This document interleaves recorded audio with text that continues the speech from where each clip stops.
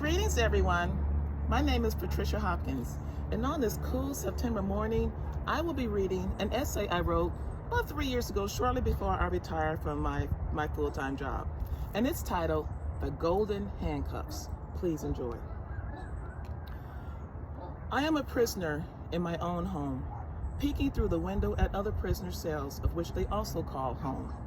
Up and down the street and throughout the subdivision, all prisoners must maintain their houses and yards or be faced with a hefty fine by the HOA, who have the power to take your house if any violations are not timely corrected.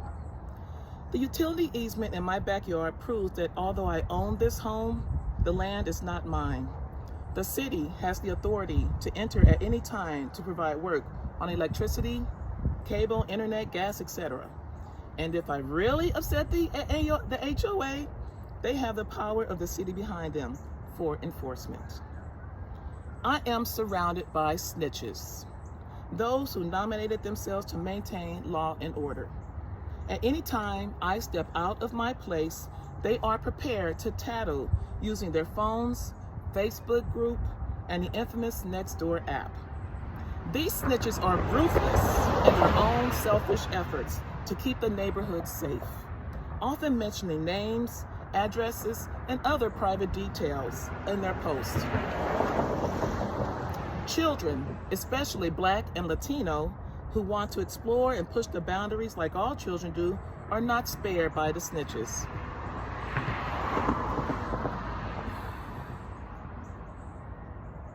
These children's youthful antics are displayed to thousands of neighbors, often with pictures attached to allow those adults to anonymously and shamelessly chastise, criticize, spew hatred and vile language towards not only the children but also their parents from the comfort of their homes.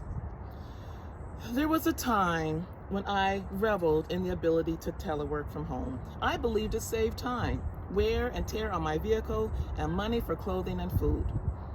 15 minutes after rolling out of bed, I could be ready for work. It was great, or so I thought.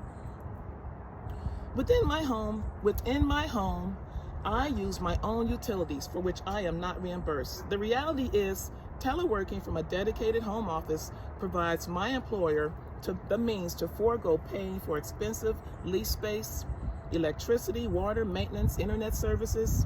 It's not even a tax savings unless I lie and say I am self-employed. I am required to check in, and if I refuse the daily virtual clocking in, my supervisor and then his supervisor are notified.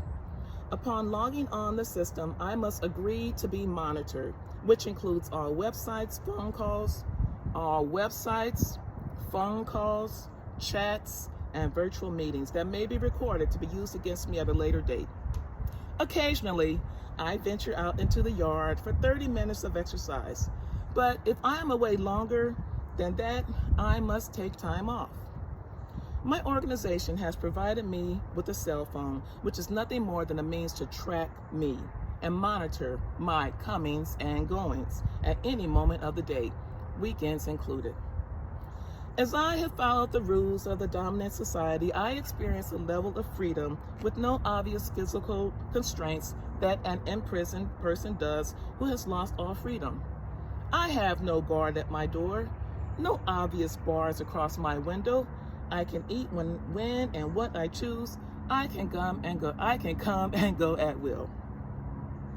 But I am no less a prisoner, no longer under any illusion that my home is nothing more than a fancy prison cell, and I am a highly paid prisoner. If not physically, then psychologically. For it's not my existence similar to that of a prisoner's. And that concludes my essay. I hope you all enjoyed that. Continue to follow me on my website at www.patriciarhopkins.com. It's a little noisy out here on the street. patriciarhopkins.com, Instagram at Patricia R. Hopkins, and Facebook, author Patricia Hopkins. Thank you all and have a wonderful, wonderful, peaceful day. And watch out for the bars. Out.